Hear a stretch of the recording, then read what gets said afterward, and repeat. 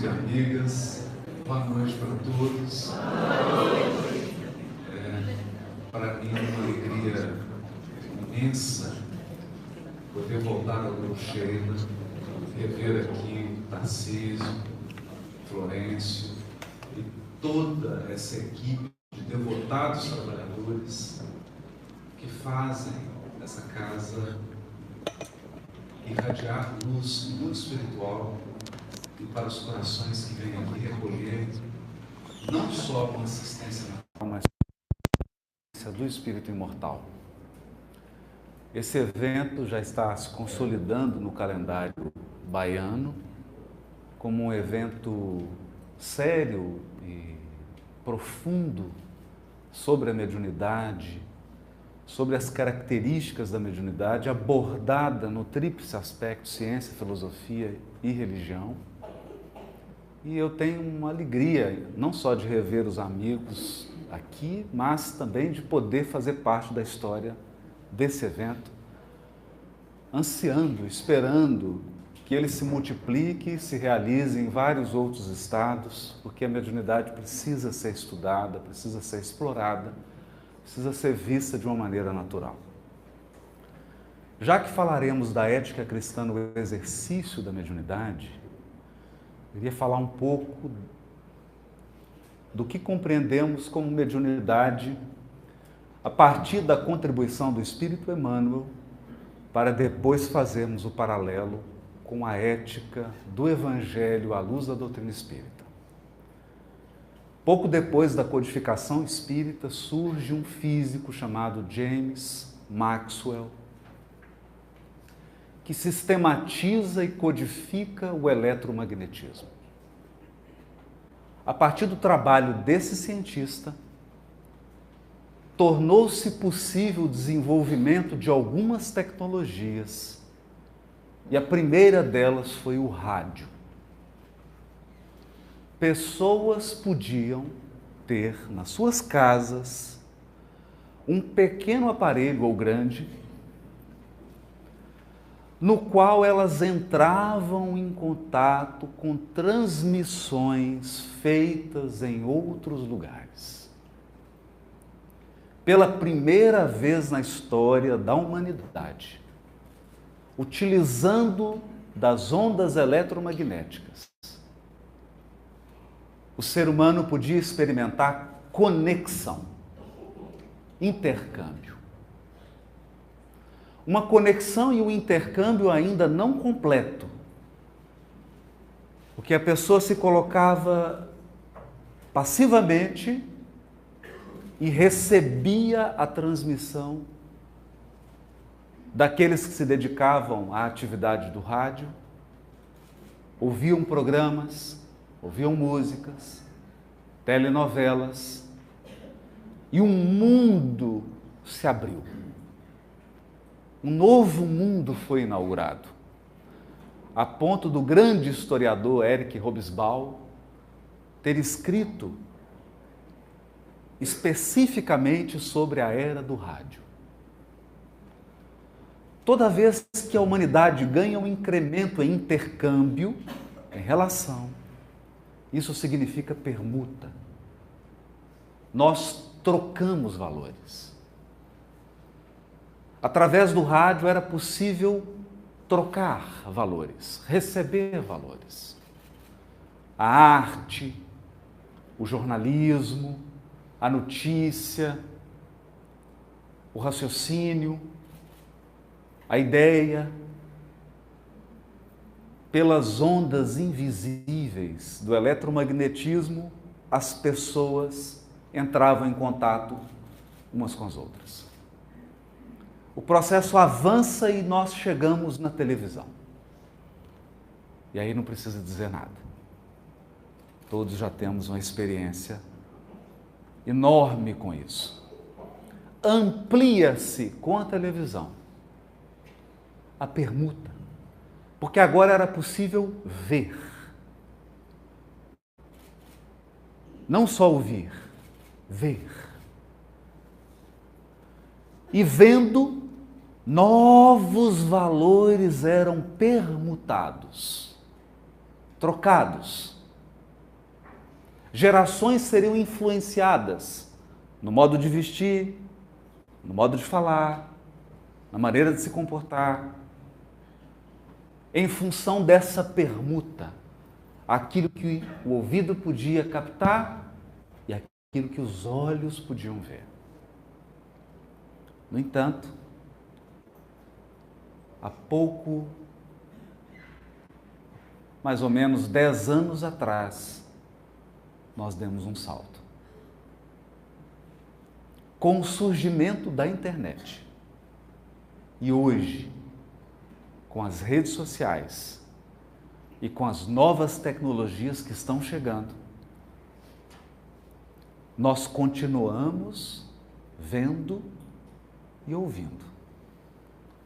Mas a permuta de valores atingiu um ponto nunca antes imaginado, mesmo pelos especialistas em tecnologia.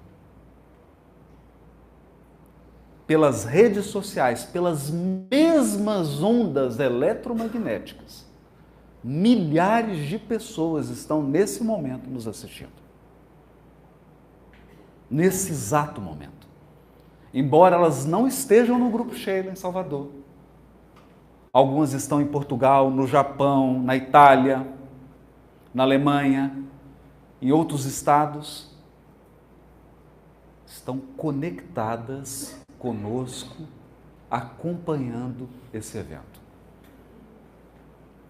Comentando, fazendo posts, integrando comunidades no Instagram, no Facebook, no WhatsApp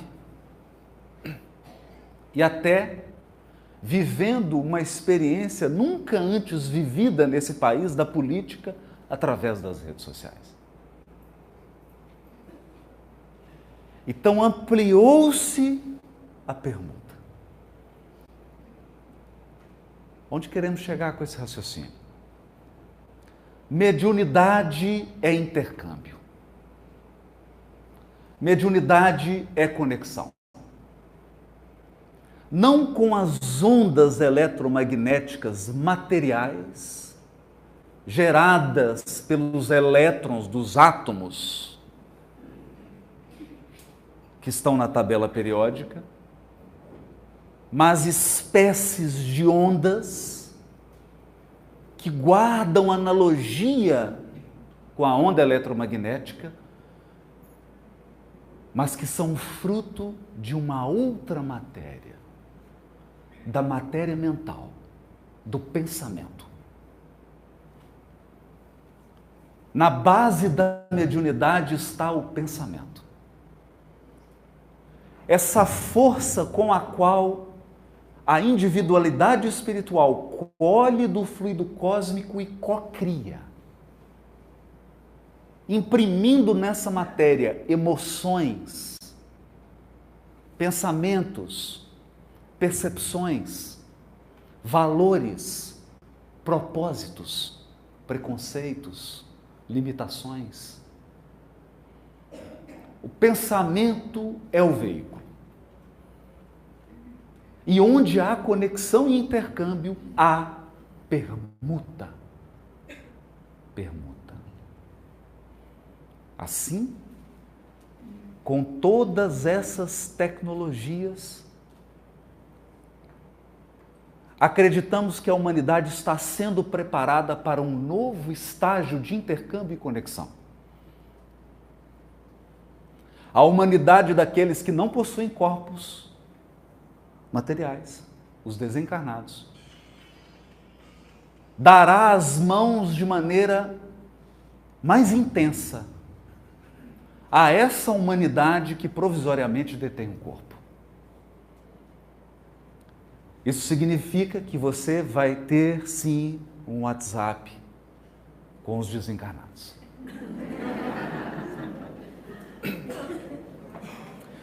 Mas você não precisará de um novo aparelho de celular. Você não vai necessitar instalar nenhum aplicativo. Porque você já detém todos os recursos para entrar em conexão e em intercâmbio com os seus semelhantes na carne ou fora dela. Portanto, a questão não é da conexão. Eu sei que todo mundo anseia pelo 4G, 4.2G, 4.3, 4.5G. Mas quando adentramos na realidade do Espírito, nós estamos falando de 1000G. Sem nenhum trocadilho com a Gesiane. Estamos falando de uma conexão nunca antes experimentada. Estamos falando de um intercâmbio que vai muito além de fenômenos que tocam os 5 sentidos físicos. Porque se você ainda raciocina num paradigma que mediunidade é alguma coisa que acontece para que você possa perceber com seus 5 sentidos, você precisa pensar um pouco mais sobre a mediunidade. Os mais profundos intercâmbios, os mais eficientes e eficazes processos de conexão se dão apesar dos 5 sentidos. Uma conexão da qual, enquanto grupo humano, nós ainda não nos debruçamos. A doutrina espírita tem uma contribuição extraordinária para a humanidade, porque ela já apontou os caminhos, os alicerces, os pressupostos dessa grande jornada. Ninguém necessita começar do zero. O Espiritismo nos dá essa dádiva da compreensão, do intercâmbio e da conexão entre mentes, estejam elas encarnadas ou não. A grande pergunta é, e essa pergunta vale para o seu WhatsApp, vale para o seu Instagram e vale para o seu Facebook. Quando você se conecta, quando você estabelece um intercâmbio, o que você permuta?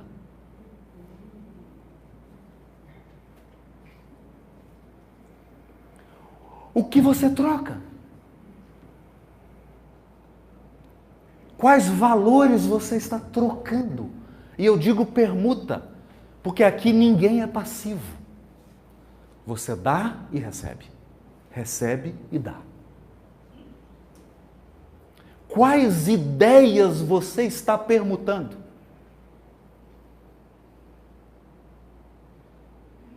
Quais valores você está permutando? Onde você quer chegar? Quais os propósitos você está trocando? Você está seguindo ou liderando? Influenciando ou sendo influenciado?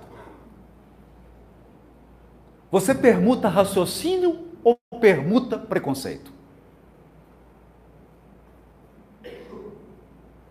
O que você permuta? Essa pergunta é a grande pergunta da mediunidade. Essa pergunta é a grande pergunta dos relacionamentos. Sejam eles afetivos, sejam eles de amizade, sejam eles relacionamentos religiosos, qualquer tipo de relacionamento. Essa é a grande pergunta. Não basta se conectar, não basta estabelecer um intercâmbio. O que você está permutando? Acontece que as permutas se dão em níveis de consciência. Se eu sou um indivíduo cuja consciência está centrada no corpo, a maior parte do dia, a minha mente foca necessidades materiais e banalidades da vida corporal. E o que eu permuto? Permuto banalidades da vida material. comunidades se formam, grupos se formam, identidades são criadas para permutarem um nível de consciência puramente instintivo e material.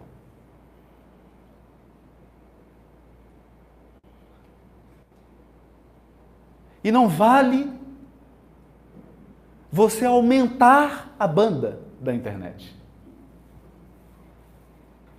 Porque se o que você troca, se o que você permuta é básico, tanto faz se a sua internet tem 2G ou 10G. Você vai continuar permutando valores num nível essencialmente básico. Essencialmente básico. Porque você só permuta o que valoriza. Eu vou tentar criar um exemplo aqui. Vou pegar um cesto grande de palha, 2. Em um deles eu vou encher de diamante lapidado. No outro eu vou encher de milho seco. Você pega o cesto de diamante e coloca na frente de um jumento.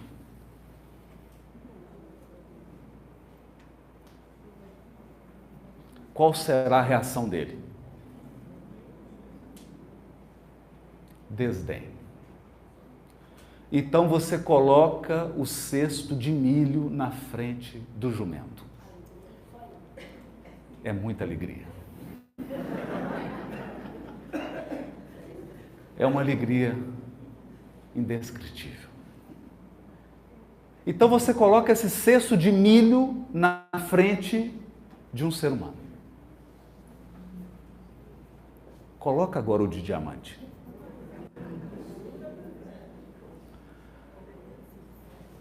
Qual dos dois você é? O jumento ou o ser humano?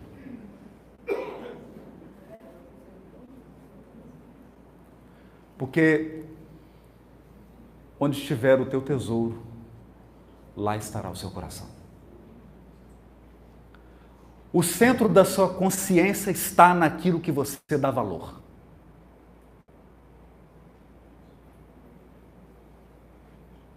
Então não importa se você tem uma mediunidade extraordinária, estrondosa, isso é só a banda da sua mediunidade. Tem gente que tem mediunidade 0,5G, tem outro que tem mediunidade 4,5G, dá claro, né? A clarividência, clareaudiência. Mas o que importa? Você pode ter uma clareaudiência e permutar coisas banais com espíritos banais.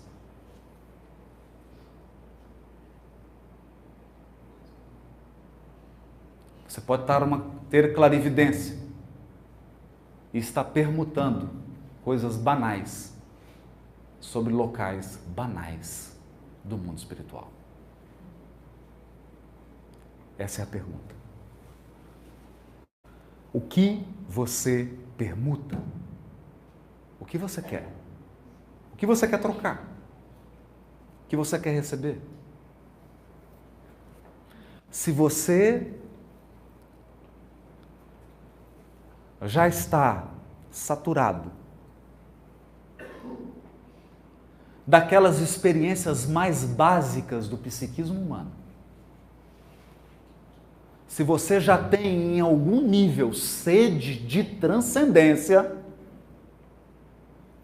se o seu nível de consciência já anseia por coisas mais auspiciosas, mais interessantes, você está em busca de um outro tipo de intercâmbio.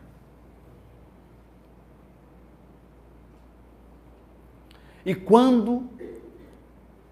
portanto, de um outro nível de permuta. Agora sim. Se você tem sede de transcendência, se você quer permutar valores que saiu da banalidade da experiência de um encarnado,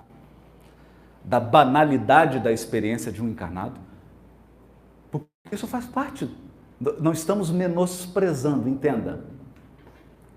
É importante. Eu espero que você escove o dente pelo menos umas 3 vezes por dia. Tomara. Mas isso é banal.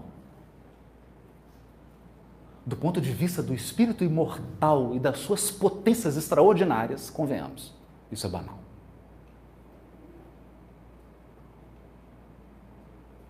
Então, se o seu nível de consciência pede um nível de permuta transcendente, essa conversa sobre a ética do Evangelho é para você.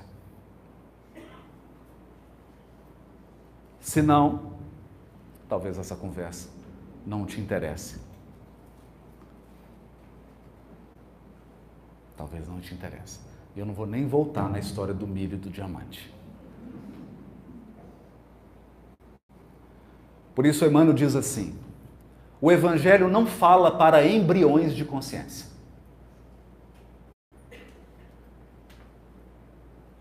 O Evangelho não fala para embriões de consciência.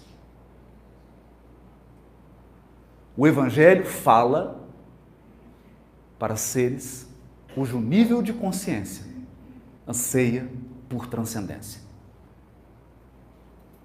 Já não basta as experiências puramente corporais. Ele anseia, ele quer transcendência. Ele quer permutar outros valores. E aí nós entramos agora na ética do Evangelho. Eu vou começar por ética de uma maneira bem simples. Bem simples. Primeiro, a ética ou a moral tem a ver com comportamento. Portanto, não se trata daquilo que você sabe que tem que fazer. Se trata daquilo que você faz em função do que sabe. Não é o que você sabe, é o que você faz. Ética e moral é comportamento, é conduta, é ação, é atitude, é postura, é como você vive. Como você vive. A ética e a moral têm a ver com leis. Leis. Leis significam que alguma coisa foi colocada em ordem por alguém. Querem ver? Leis de trânsito. Quem criou a regra que quando o sinal fica vermelho tem que parar? Para que criou isso? Imagine como Salvador seria maravilhoso se todos os sinais estivessem verde. Não é isso que você pensa? Todos os sinais verdes. Todos os sinais verdes seriam um caos. Um caos. Um caos. Salvador ia retroceder à selva. Porque todos iriam querer cruzar uma rua ao mesmo tempo. Entende? Então, quando surge uma lei, no caso a lei de trânsito, diz assim: amarelo, fica esperto. Verde, passa. Vermelho, para. Isso é colocar ordem num grupo. Trazer ordem. Ordem gera harmonia. Ordem gera equilíbrio, respeito, igualdade, fraternidade. Ordem.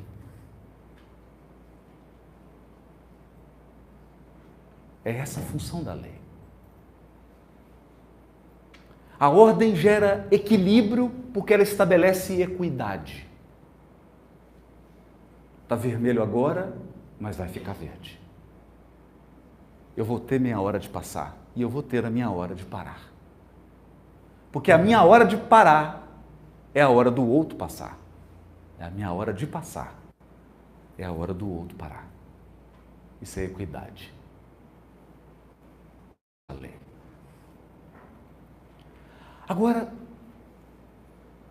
esquece o Brasil. Pensa no universo. Pensa no universo. Alguém aí está detectando algum problema no relacionamento entre a Terra e o Sol? Vocês viram essa notícia? Alguém? A Terra brigou com o Sol e decidiu que o ano agora tem 200 dias. Hã? Que ela não vai mais girar em torno do seu próprio eixo, vai girar só metade. Porque ela está com depressão. Hã?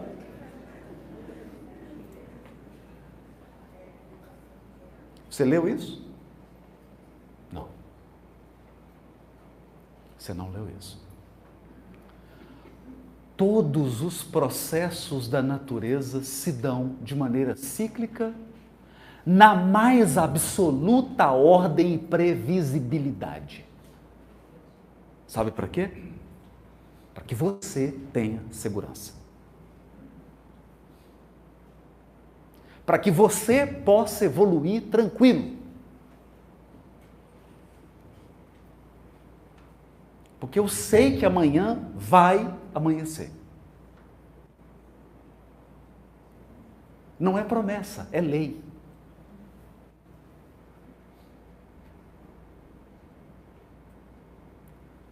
Mas você já experimentou ver uma lei?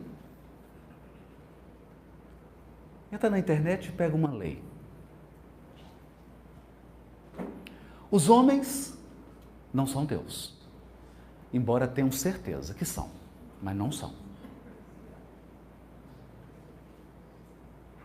As leis de Deus não estão escritas, elas estão inscritas. É diferente. As leis de Deus não estão escritas, elas estão inscritas, elas estão dentro da natureza, elas estão dentro de você.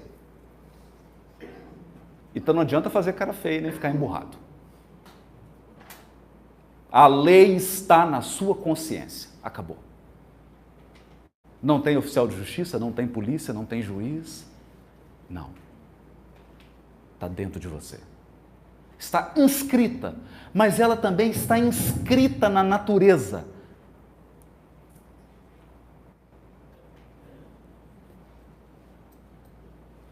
A natureza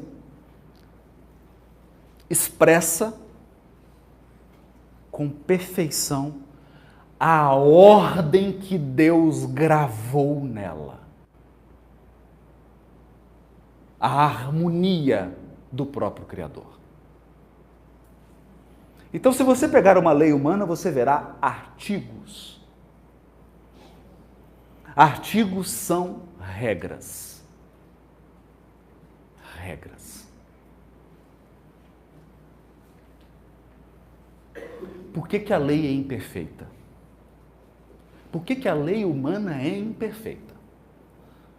Porque ela necessita de regras. Uma lei divina é uma lei de princípios. Regras e princípios. Eu vou tentar falar um pouquinho sobre isso agora.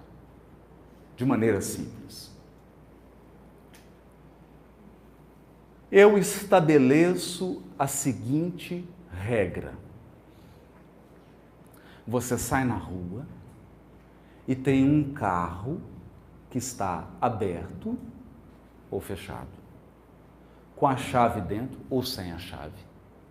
E a regra é seu?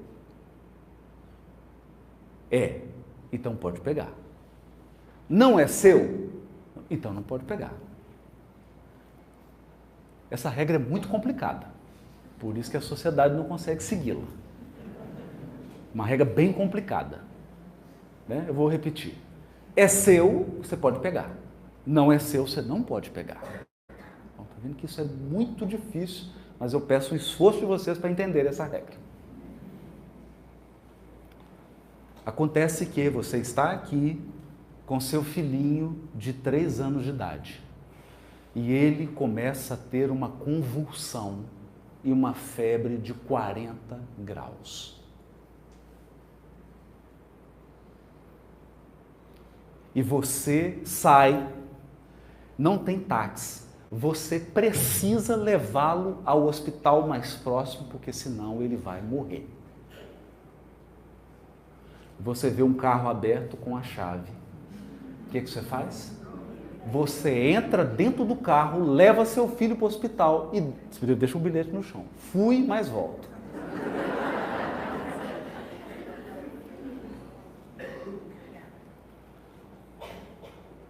E agora? E agora? E agora não tem problema.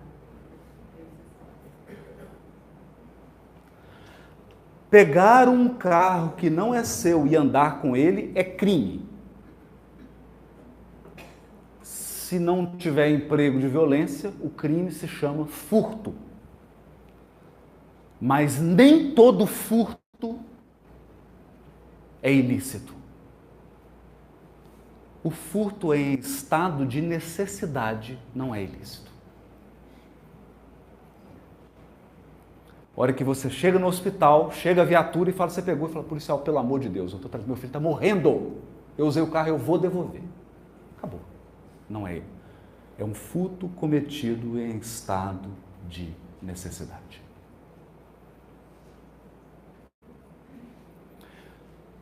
A lei prevê isso. Mas o que eu estou querendo te mostrar? Nenhuma regra é capaz de regular todos os aspectos da vida, porque a vida é muito maior que as regras.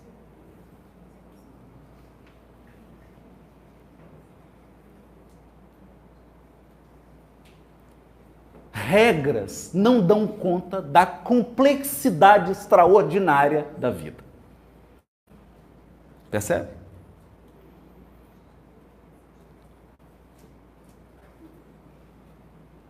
Esse é o ponto. Então, por isso, a própria lei humana começou a trabalhar com princípios. O que é um princípio? Um princípio é um valor, não é uma regra.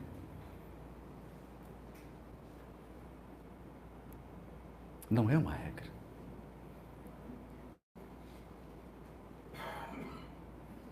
Então eu digo assim,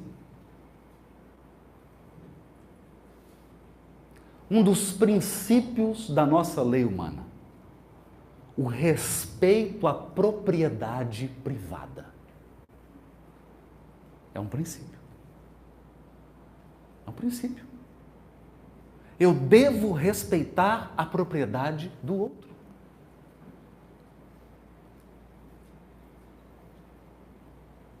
Isso não é uma regra. Porque isso vai exigir de você um conjunto de comportamentos para você honrar esse princípio. Mas tem um outro princípio, a função social da propriedade. Não é pelo simples fato de você ser dono de algo que você pode usar esse algo em desfavor da sociedade. Por exemplo, tem um lote vago, a prefeitura notifica, o proprietário não faz o que foi determinado, notifica de novo, ele não faz, notifica de novo, ele não faz e ele perde a propriedade do lote. Ele perde. Ele perde porque a propriedade não está cumprindo a sua função social. É um princípio. Ah, mas o que eu preciso fazer? Não. Aí você está pensando com regras. A lei divina é feita de princípios.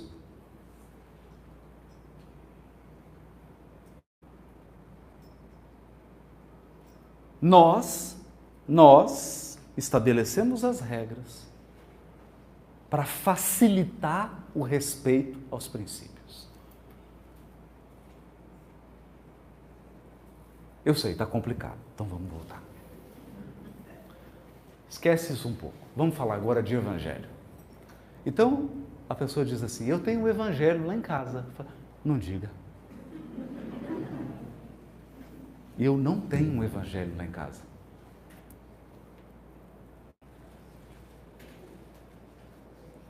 Ah, como não? Você não traduziu a Bíblia? Você não traduziu o Novo Testamento? Não tem o evangelho em casa, né? Esse aí eu tenho. Mas esse não é o evangelho. Mostra, levanta, por favor. Mostra para o pessoal. Você acha que isso é o evangelho? Hã? Não, tudo bem. Pega aí Mateus. Você acha que Mateus é o evangelho? Quem acha que sim, levanta a mão, por favor. Quem acha que Mateus é o evangelho? Lucas, João? Hã? Marcos e Lucas. Então, os 4 são o evangelho? Quem acha? Levanta a mão. O povo está tímido. Quem não acha? Levanta a mão. É?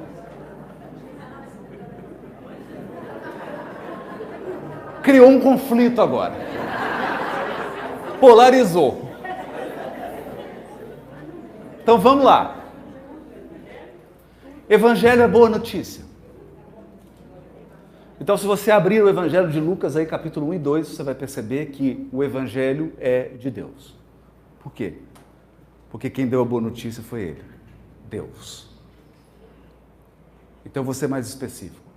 Que notícia é essa? Porque eu estou precisando receber uma boa notícia.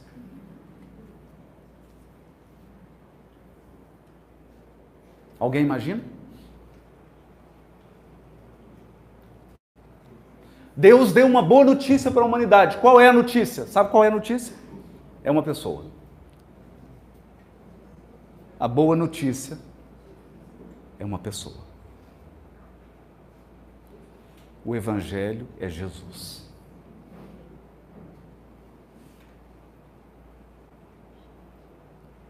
Eu queria muito ter o Evangelho lá em casa.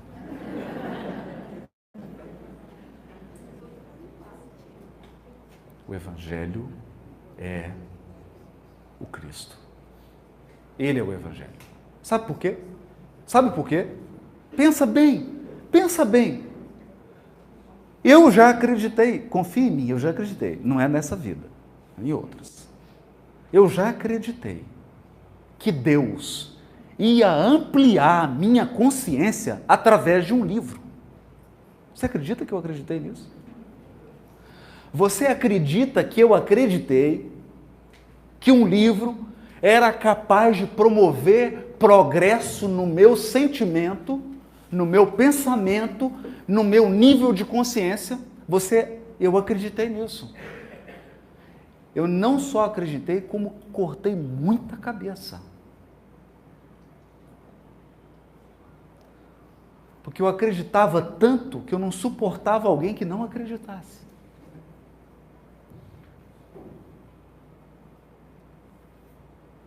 Então eu tinha certeza.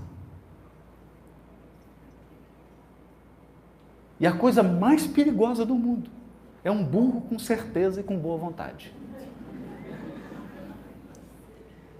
Que ele faz um estrago. Acontece que só uma consciência pode guiar outra. Eu vou repetir isso. Só uma consciência pode guiar outra. só uma consciência pode modelar outra.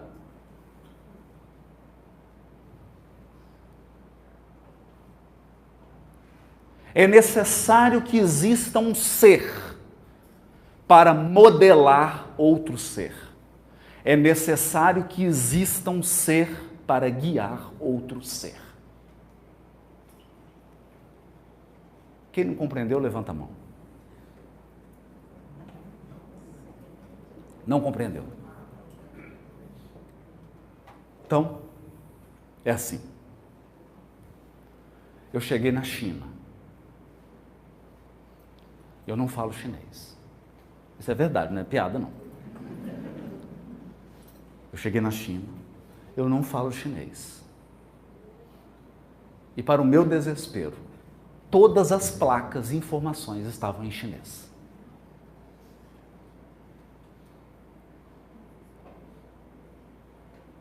Então, se você está em Salvador, fala, eu preciso ir para tal lugar, a pessoa fala, siga as placas. E eu tentei seguir as placas na China.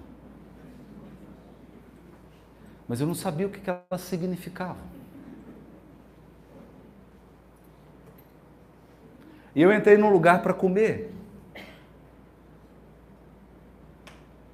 E o sujeito foi tão insensível que ele me deu um cardápio.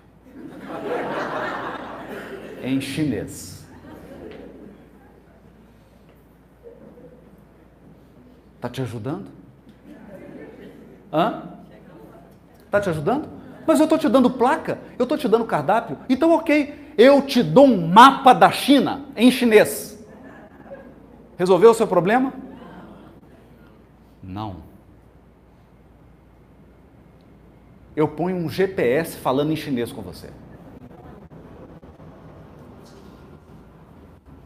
Então, chegou o guia. Chegou o guia. E esse guia, ele era um guia extraordinariamente comum.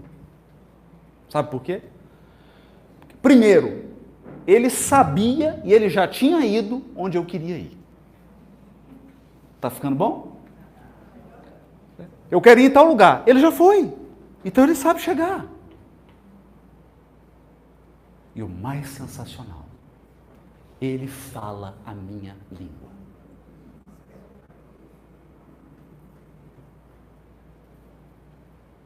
Tá bom?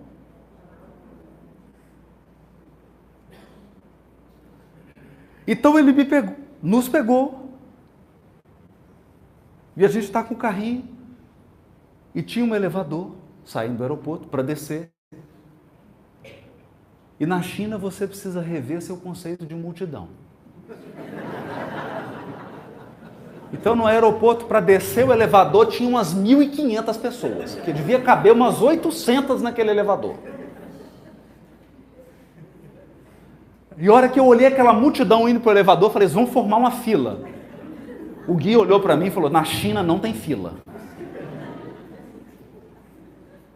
Não tem fila na China. Então o negócio assim parece um bando de pássaros voando. Você tem que encontrar um lugar e em algum momento você vai entrar. Percebe?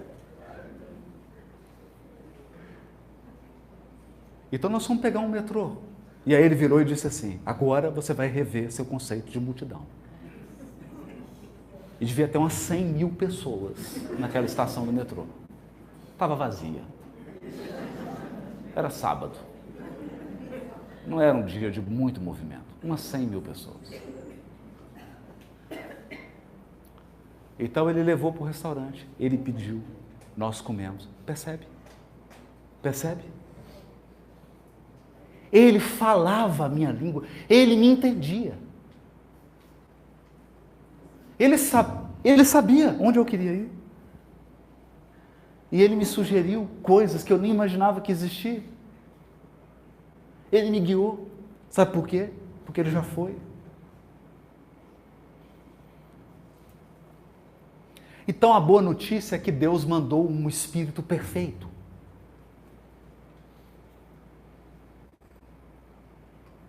Cristo.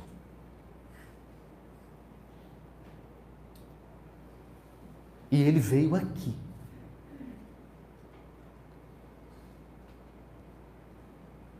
E ele compartilhou da experiência humana. E ele modela a nossa consciência. E ele guia a nossa consciência. Sabe por quê? Porque aquilo que você mais anseia, ele já conquistou. Onde você quer chegar, ele já está.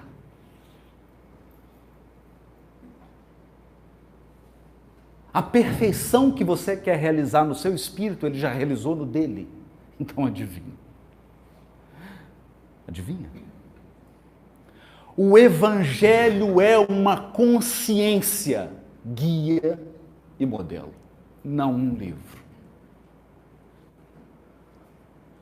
E por ser uma consciência, Jesus não trabalhava com regrinhas, mas com princípios. Vamos lá? Era sábado. Trouxeram um homem com a mão mirrada, retorcida. E ele curou o homem.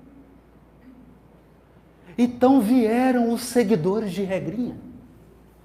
Mas não pode fazer nada no sábado.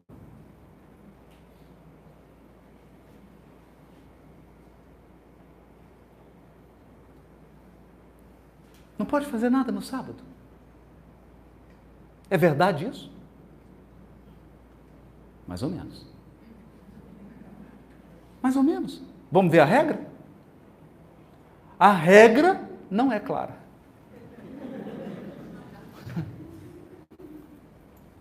Porque a regra diz assim: sábado você não pode manipular a matéria, você não pode exercer nenhum trabalho, você não pode se movimentar. Ok? Essa é a regra. Tá claro? Entenda, a regra dá conta da vida, não dá? Uma regra consegue reger a vida inteira, não é verdade? Não, mentira. Quer ver? E se eu estiver doente? Aí tem a primeira exceção. Se estiver doente, você pode se deslocar no sábado até o médico. Mas tem uma exceção que eu adoro. Eu adoro essa exceção do sábado. Está em Levítico. As pessoas, entendam, naquele tempo viviam em pequenos sítios, né? Então, no sábado, o boi do seu vizinho, aquele vizinho que você detesta, seu inimigo, você não conversa com ele. Não é? Aquele vizinho que você odeia fraternalmente. Igual a gente faz na casa espírita. Se odeia fraternalmente. E então, o vizinho viaja e o boi, o maldito boi do seu vizinho que você odeia fraternalmente, cai no buraco. Cai numa vala. E é sábado. Aí você fala assim, yes! É sábado. É sábado. Só que tem uma regrinha que diz, mesmo se for sábado, e o boi do vizinho que você odeia fraternalmente cair no buraco, você vai tirar o boi do buraco. Vai levar o boi para a sua propriedade. Vai curar o boi. Vai alimentar o boi. E quando o vizinho voltar, você vai devolver o boi.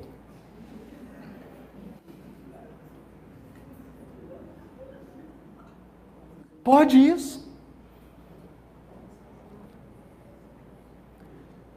Então chegaram os seguidores de regra para Jesus e disseram assim: mas você curou no sábado?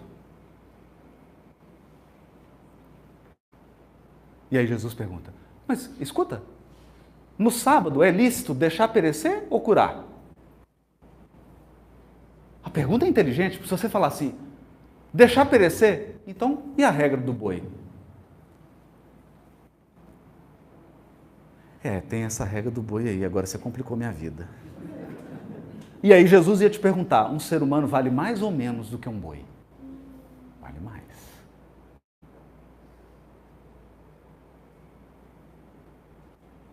Hã? Então a vaca foi para o brejo. Ou melhor, foi para a vala.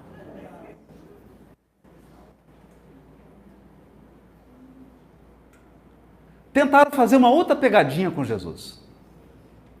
Essa é ótima. Essa é ótima. Um grupo de judeus, hebreus, dominados pelo Império Romano, morrendo de vontade de fazer uma revolta para se libertar de Roma, procuram Jesus, que é judeu, e pergunta para ele: é lícito pagar tributo a César?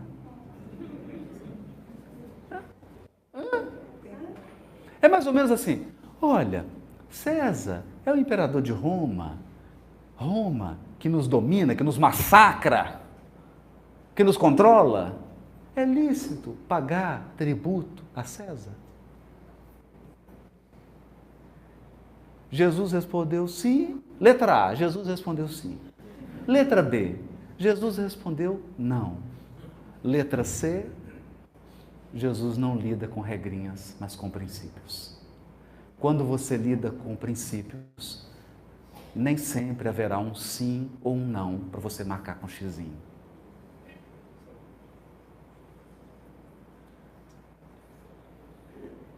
Ele perguntou. Naquele tempo, deixa eu contar uma coisa.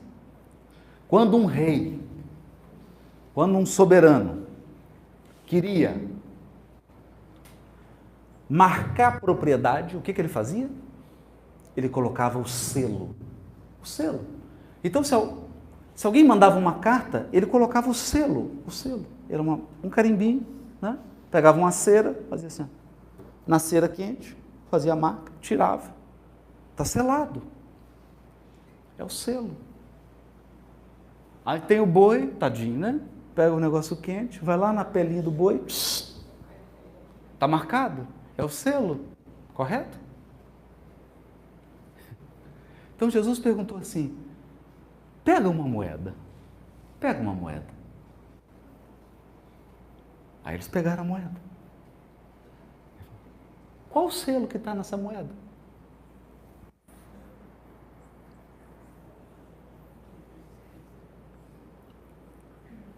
Dos 5 ou 6 que perguntaram para Jesus, 2 tiveram diarreia e 3 ficaram brancos.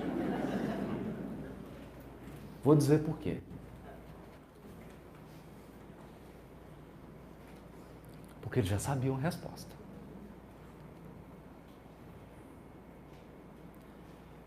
Se você pegar a dracma e virar, tem o rosto de César na moeda. Tem o rosto dele. E a lei da Torá diz assim: se tiver com você algo que é de alguém, você tem que devolver.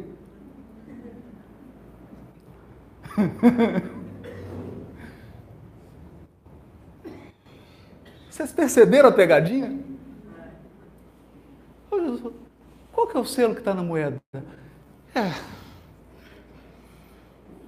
Posso ir ao banheiro antes? É sério. É de sé. É de quem? Fala, mexe em dinheiro, o ser humano sofre mais. É de César.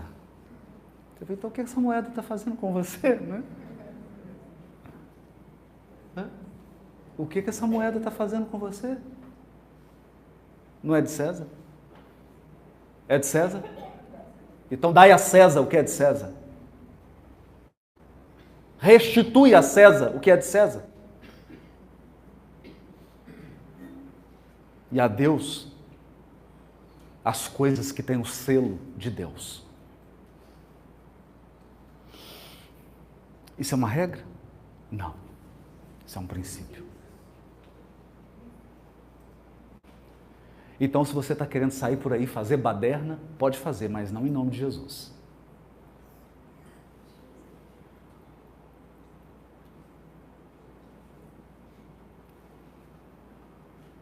Princípios. Então vamos lá. Eu vou trazer um complicado agora. Havia uma regra. E tudo que eu estou tentando fazer aqui, eu estou tentando, não sei se eu estou conseguindo, mas eu acredito, eu estou dando o máximo que eu posso.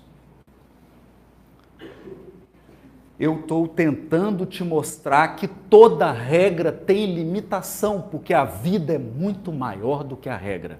E a vida sempre vai colocar a regra numa sinuca de bico. Então existia uma regra que dizia assim: se uma mulher for pega em adultério, a mulher tem que ser punida. É uma pena leve, apedrejamento.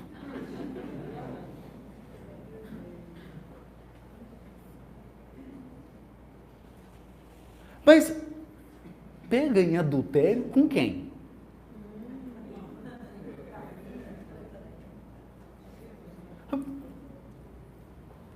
Quem que comete mais adultério? O homem ou a mulher? O homem. Levanta. Quem acha que é o homem? Hã? Quem acha que é a mulher?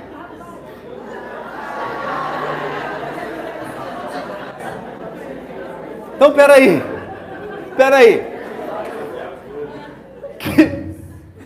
Quer dizer que o homem comete adultério sozinho?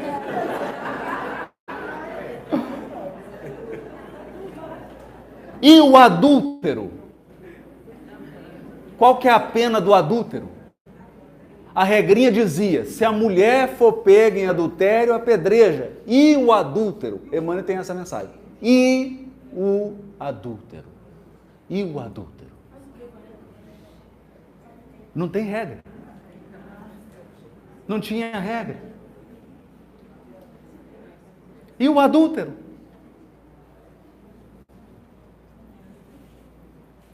Então, cuidado com a resposta que você dá. Sabe por quê?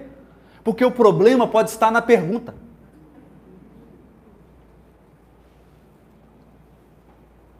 Chegaram para Jesus e perguntaram: mestre, né? E toda vez que vem uma cilada, a pessoa vem te adulando. Mestre, bondoso Florencio, irmão de doutrina querido, confrade, né?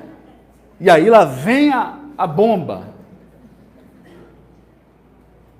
Essa mulher foi pega em adultério.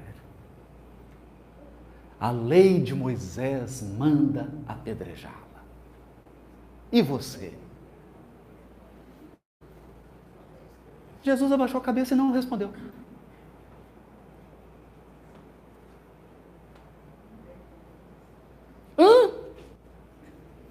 Não respondeu.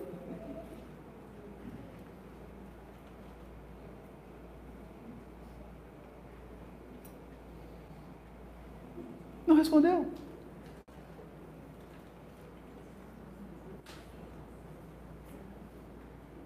E aí eles ficaram apavorados, todo mundo. Saiu do script, né? Um deve ter perguntado para outro. E agora? Não tinha programado perguntar. A mulher foi pega em adultério. Ó, apedrejar. Aí ele insistiu. Mas escuta, a lei de Moisés manda apedrejar. Então você está sugerindo que a gente deve desobedecer a lei de Moisés?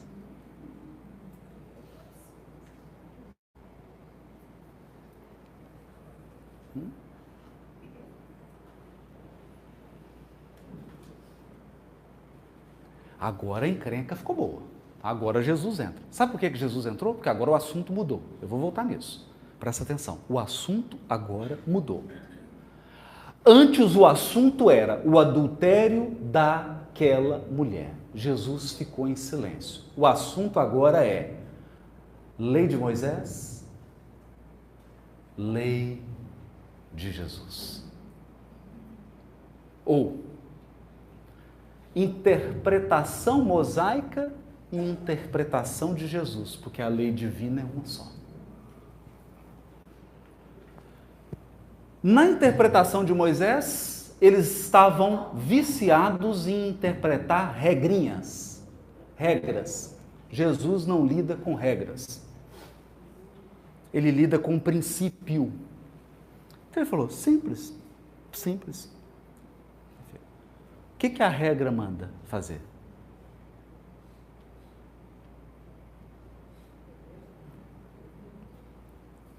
Aquela que for pega em adultério será apedrejada. Então, ok. O que tiver sem pecado, atira a primeira pedra. Porque na tradição do povo hebreu, o pecado, o erro, se comunica em toda a família. Se comunica. Então, se a sua avó, se aquela tia-avó, se aquela prima louquinha que você tem, se aquela irmã descabeceada, se alguma mulher na sua família já cometeu adultério,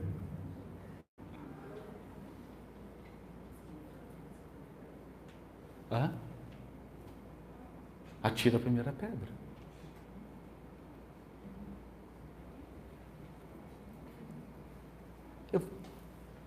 Está todo mundo perplexo? Eu vou facilitar isso aqui.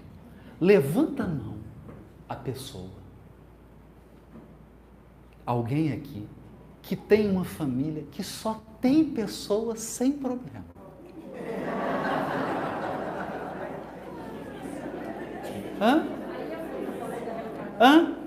Então, vamos largar esse negócio de apedrejar? Vamos deixar esse negócio de apedrejar? Vamos deixar. Isso é um princípio. O princípio é: só possui autoridade moral para condenar quem é puro. Mas quem é puro não condena.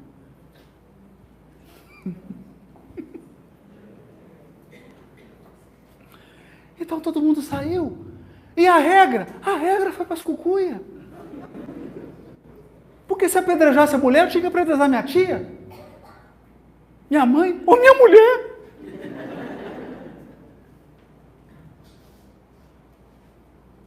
Percebe? Então ia ser um apedrejamento comunitário.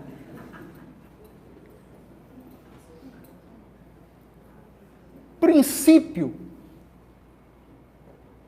E aí fica a mulher e Jesus. E agora o bicho pegou, porque ele é puro.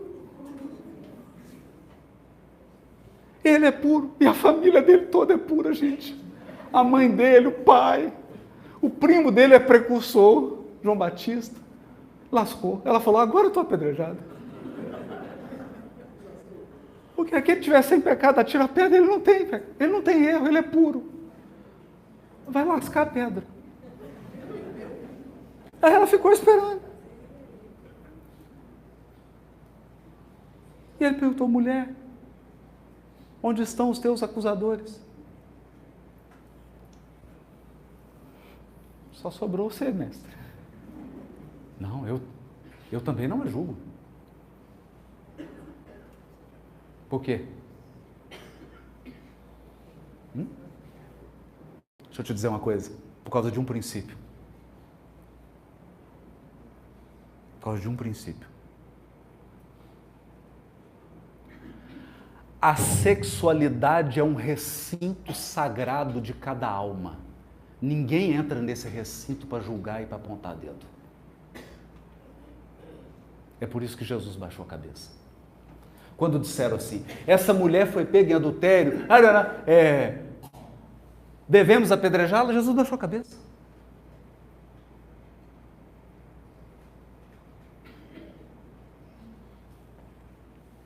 Esse é o princípio da autonomia das consciências, o princípio da responsabilidade e da responsabilização sexual. Cada um responde pela sua sexualidade, pelo que faz com ela.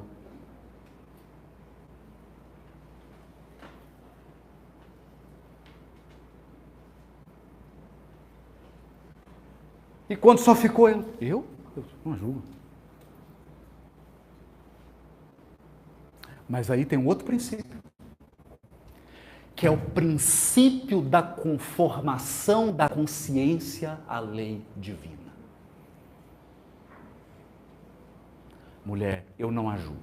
Acabou. Então, não me venha falar da sua sexualidade, eu não quero saber da sua intimidade. Eu não vou entrar nisso, porque eu tenho o mais absoluto respeito à privacidade e à sexualidade de todos os seres. Só que eu sou guia e modelo.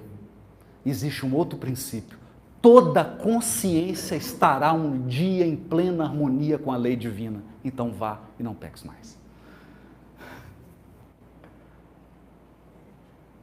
Eu não te condeno, eu te educo. Eu não te aponto o dedo. Então hoje nós estamos querendo chegar com isso tudo.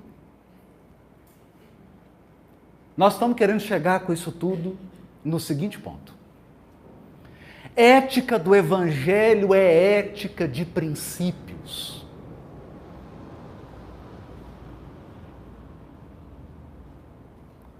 A consciência iluminada é uma consciência que segue princípios. Por exemplo, o princípio da compaixão.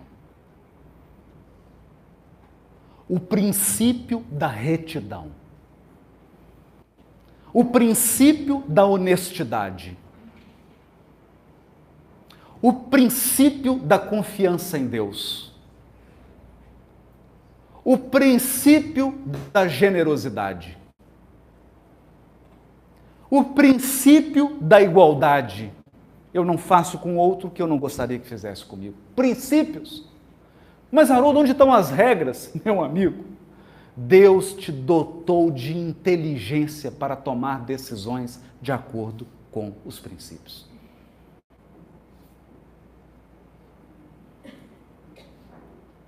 Então, se a sua mediunidade é 3G, 4G ou 4.5, que é a clara evidência, clara audiência,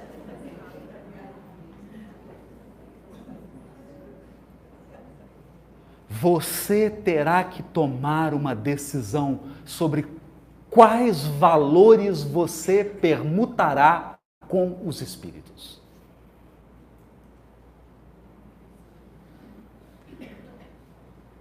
Porque está cheio de espírito aqui de tudo quanto é nível evolutivo. Encarnados e desencarnados. Qual ética você vai estabelecer para permutar? Você vai se prestar a ser instrumento de alguém que quer ferir o outro? Você vai se prestar a ser instrumento de um espírito que quer destilar seu ódio, seu rancor, seu preconceito? Você vai se dignar de permutar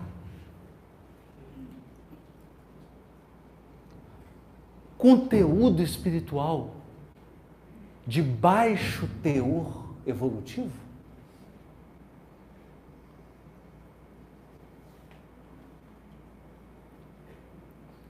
Então, mediunidade com Jesus é um compromisso na permuta.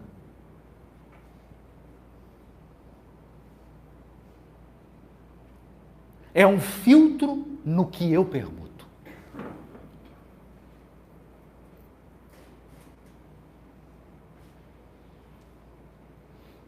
Então o indivíduo chega aqui, fala, você é vidente?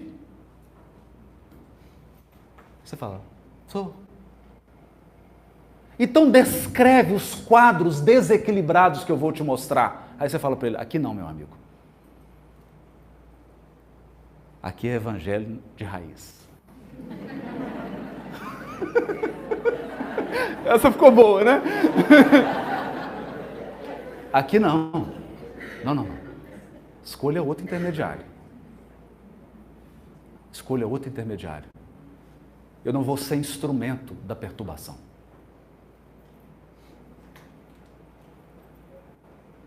Se você veio aqui permutar comigo, nós vamos ter regras nessa permuta. Percebe? Percebe? É por essa razão que Kardec dirá certeiro como um bisturi. Você pode não ter ética nenhuma, nem moral nenhuma. Você pode ser uma criatura completamente antiética e amoral. E pode ter uma mediunidade extraordinária.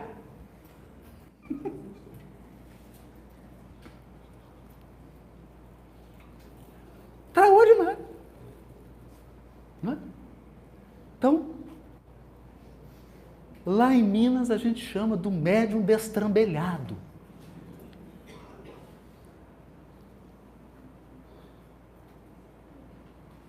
Uma mediunidade extraordinária, a intensidade da faculdade mediúnica, porque a faculdade mediúnica, a intensidade e a amplitude da faculdade mediúnica, ela tem a ver com a história reencarnatória do espírito e com as conjunções orgânicas do seu atual veículo físico.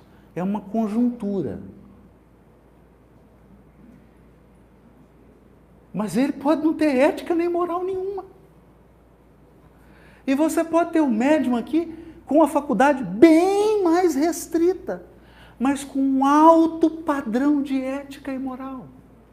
E aí Kardec diz, é aqui que a moral influencia na mediunidade. Por quê?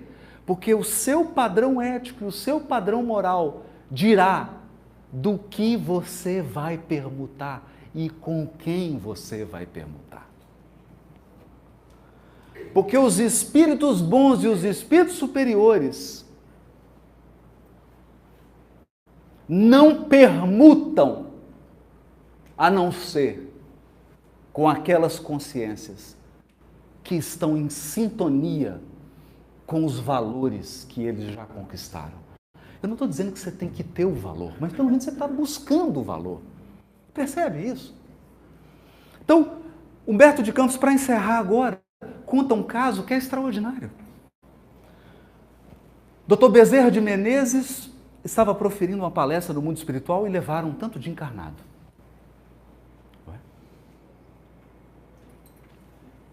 E tinha vários tipos, que agora vocês sabem que tem vários tipos de espírita, né? Então esse era o espírita revoltado. Então ele chegou, o doutor Bezerra falou, aí o espírita revoltado levantou e falou, doutor Bezerra, eu não me sinto espírita e, na verdade, acho que estou me enganando e enganando as pessoas. E não é só eu, não. Tem muita gente enganando aí. Ele estava querendo falar mais dos outros do que dele mesmo, mas tudo bem. Porque o que eu vejo no movimento espírita? Mentira. Briga de poder. Inveja. Puxada de tapete. Calúnia. Perseguição.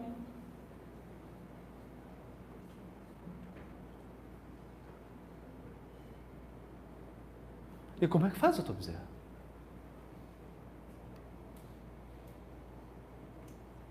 Como é que eu não vou fazer? Porque eu não estou falando só dos outros, não. É ele que eles dão uma maciada, né? Eu também. Né? também. Eu também faço calúnia, eu também traio os meus companheiros do espiritismo, eu também puxo o tapete, eu também estou buscando poder, eu também estou fazendo isso tudo.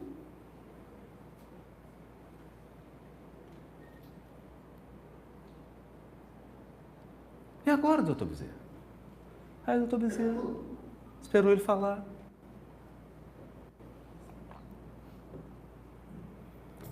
E disse para ele, eu também. Não. Como assim, doutor Bezerra? Você está falando desses defeitos todos aqui? Eu falei, eu também. Mas tem uma diferença. Qual que é a diferença, doutor Bezerra, pelo amor de Deus? A diferença é o seguinte. Antes, eu via a calúnia, eu corria atrás dela. Eu vi uma rodinha, estava falando mal de alguém, aquilo me excitava, eu ficava... Nossa, deixa eu participar, gente. Posso falar mal também? Posso contribuir? Vocês estão falando mal de quem? Nossa, porque eu fiquei tão animado aqui. Não, estou falando mal do Tarcísio. Nossa, eu tenho umas 3 coisas para falar dele. Então eu corria. Eu via a inveja, eu corria com lascívia.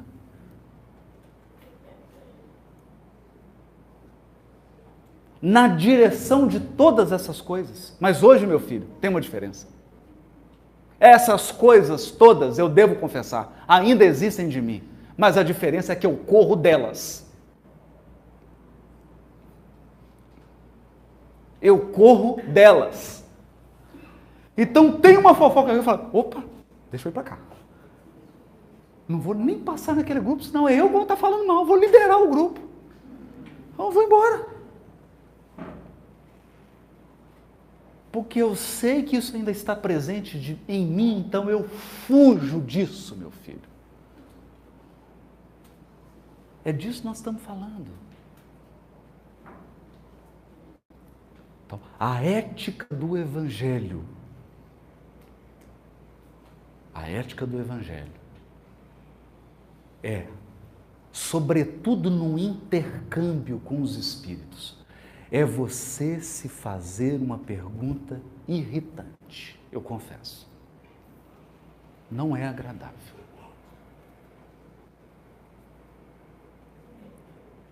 É a pergunta mais irritante da sua vida. E você vai ter que fazê-las várias vezes. Várias vezes. E às vezes você vai ficar muito irritado em fazer essa pergunta. Vocês querem saber qual? Acho que não, né? Meio sem convicção. Querem saber qual que é a pergunta? Então é assim. Você vem aqui, realiza o trabalho com toda a sinceridade da sua alma, mas faz imperfeito, por quê? Porque você é imperfeito. Como é que uma pessoa imperfeita faz um trabalho perfeito? Então você faz com toda a sinceridade da sua alma, você coloca toda a dedicação. E aí vem um ingrato e calunia. E te ataca. E distorce os fatos.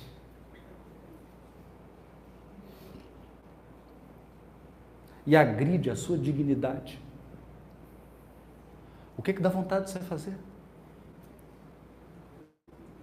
O que dá vontade? Vontade de fazer. Esses 2 dentes aqui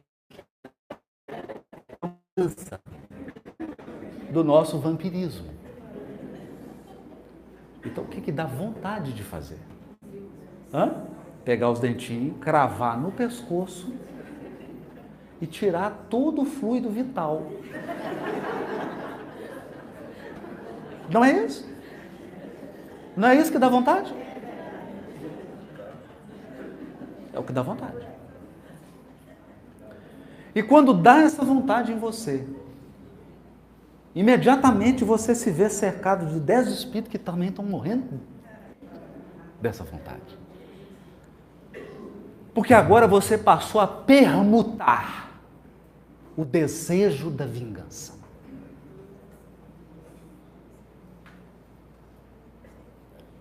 E aí você faz a pergunta irritante.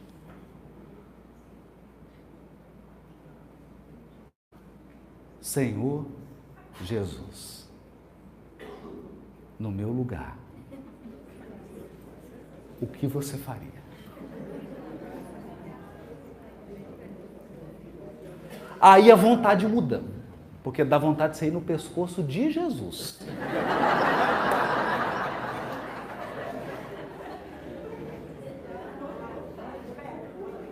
Você perde a vontade de ir naquele que te agrediu. E passa a ter uma vontade. Você olha para Jesus e fala assim: se você estivesse aqui.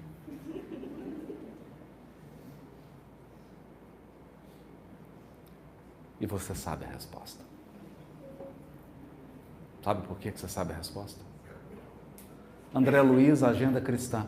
Qualquer um que tenha uma semana de conhecimento do Evangelho já sabe o que fazer.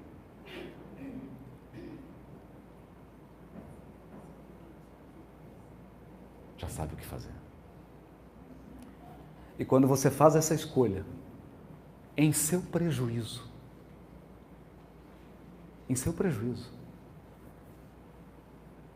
você vai estabelecer um outro nível de conexão, um outro padrão de intercâmbio. E adivinhe, você vai começar a permutar energias, ideias, concepções. Você nunca sonhou em permutar.